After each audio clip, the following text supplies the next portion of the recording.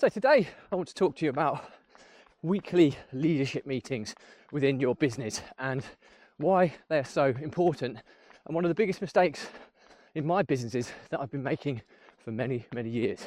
So if that resonates with you, keep on watching, keep on listening, hope you find it useful.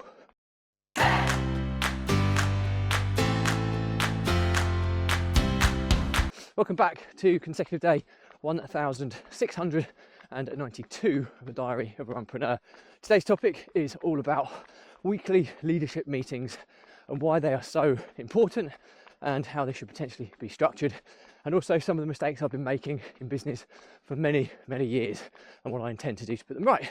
But before we get started, don't forget that this is part of a fundraiser to save the lives of children by attempting the ultimate ultra marathon of run vlogging on consecutive days, a distance of lap the world barefoot style. So any engagement gets in front of more people, raises more money and saves more children's lives, which is why I do this every single day.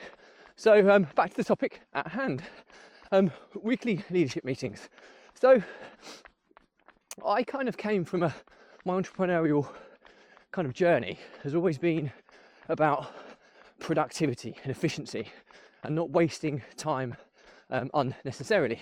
And I've kind of had businesses in the past where we've almost been death by meeting, as in you spend all of your time in meetings and it kind of appears that you're doing more meeting than actually making progress. Just going past someone, so just bear with me a second. It was these kind of experiences that kind of led me to move away from meetings, have more kind of asynchronous communication as opposed to real-time communication, and kind of sending video messages and voice notes and text messages and things, emails, to kind of keep communication efficient and not reliant on people being at the same place at the same time, disrupting each other's days, etc. And although we've had quite a lot of success utilising that kind of model, it's become fairly apparent as we've got bigger as a business or as a group of businesses, and there's more and more people involved, more kind of leadership people that we've kind of identified who have kind of stepped up with new levels of responsibilities, that the communication can then kind of get lost in kind of Chinese whispers. You communicate down to your kind of subordinates who then communicate down to theirs, and the message can be diluted. Now, that's nothing probably to do with the actual fact that it's not meeting enough or anything along those lines. That's probably more to do with how the message is delivered, what the objectives are, that there's obviously a lack of clarity in that department. But I've since been trying to kind of reassess everything because we've kind of got to this stage now in our journey, and a couple of things that I'm looking to kind of fix is, one is the kind of usage of KPIs and metrics throughout the team. Now, what I mean throughout the team is that I've been using KPIs and metrics to lead the business and to make me or enable me to make decisions based on data for years and years and years. That's what my bag is.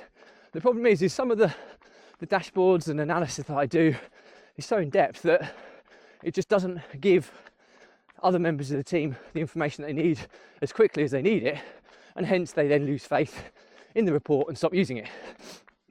And management by numbers needs to be part of the culture, not just by a manager or a part of the leadership team. And the other good thing about numbers though and metrics is that when everybody actually understands what the metric means, which is usually, if explained correctly, is fairly self-explanatory, and then most importantly what you're expecting that metric to do and what would kind of mean that you are kind of achieving what you're expected to achieve, or being on target or ahead of target, if you're close to target and if you're under target, and what that actually means and how we kind of focus on those kind of areas. So this is kind of part one, is like talking about understanding what the metric means and how to interpret the metric in what it actually means to the business. But the second point is giving that metric some responsibility to a member of your leadership team, who then can ultimately break down the aspects of that metric relating to their department and kind of give their kind of team members kind of portions of that metric or things that contribute to making that metric be where it needs to be. And And then you get a much more clarity, because numbers don't lie. They're quite black and white. They're pretty factual, providing the data is accurate. But it kind of takes away, people misinterpreting, what their objectives are. And then the next part of what I've noticed that I've been doing over the years is that I've been communicating with my leadership team more on a kind of one-to-one basis or one-to-two basis. Whereas I've never really had, or haven't done for many years, weekly leadership meetings where the heads of departments all meet together in a leadership forum, whereby you go through the metrics together as a leadership team and try and support one another to achieve them. Which seems, when I'm talking this through, it seems ridiculous, and I almost feel embarrassed to say it, because it's such an obvious thing that I should have been doing. It's probably been down to my feeling that I can micromanage or manage people better on a one-to-one or one-to-two basis, when in actual fact, with leadership teams, they need to be very, because you're going to have opinionated people. You need to keep these meetings on track to the point what they're supposed to achieve. Well, simply what I'm intending on implementing over the next week or so is to get this in place, have everybody understand the metrics, have the metrics interpreted to know what is the target, what is being on target mean, what's being close to target, and what's being under target mean, and having kind of traffic light kind of system to identify at a quick glance whether their metric is where it needs to be or not. And then once that's all been kind of rolled out next week, the following week we'll start our first weekly leadership meetings, whereby each person responsible for those metrics will just come together and assess the metrics of the business together. What's on target, what's not on target, why is that not on target, what needs to be done. Now, the beauty of this model is the fact that if you've got the right leadership people in place, and what I mean by the right leadership people is these are individuals that do not need to be managed. They know what their role is, they know what they need to do, they know how to manage their team.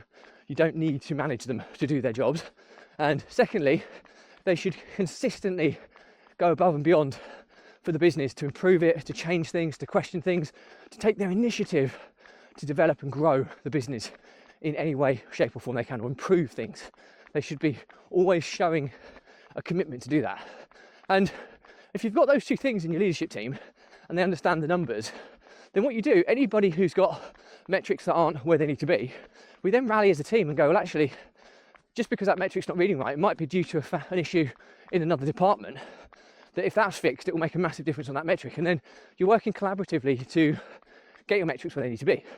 So the learnings from my diet today are that, weekly leadership meetings, I'm saying this as if I've got huge experience in this, where I haven't been doing them for so long, but I think quite clearly there's a massive disconnect in my team, because the way I've set up, the way I've kind of structured, the way I've kind of tried to eliminate meetings.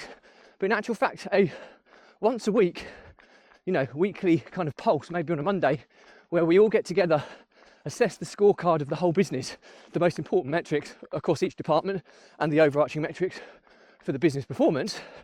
Everybody owns their metric or their department metrics in the leadership team, and then you work together to try and get the traffic light system showing as much green as possible. Ambers are not disastrous, but reds, we need to do something about them. And quite often, if you have great metrics and great data in your business, if it's not being scrutinized enough, it won't do the job that it needs to do. So the learnings that I've had is that by having weekly leadership meetings with the right leadership team, people who do not need to be managed, and secondly, they will go above and beyond for the business for better, to improve it in any which way they can. If you've got that leadership team set up, and then you give each member 1 to 3 metrics associated with what area of the business they're leading, and then you have targets, metrics that you're aiming to achieve, and then you traffic light them. Green is on target or ahead of target, amber was within 10% of target, and red is below 10% of being close to, so under 90% of where you need to be is red. And then once a week you work together as a unit and kind of go through your score of the business. It doesn't have to be a long meeting, ideally less than an hour, and you're just going through the metrics. Yes, on track, brilliant, keep it up. If it's amber, okay, not too bad what we're aiming to do to bring that up, and then focus primarily on the red metrics that everybody needs to pull together. How can we help one another to help us achieve that metric or get that metric up to a better position?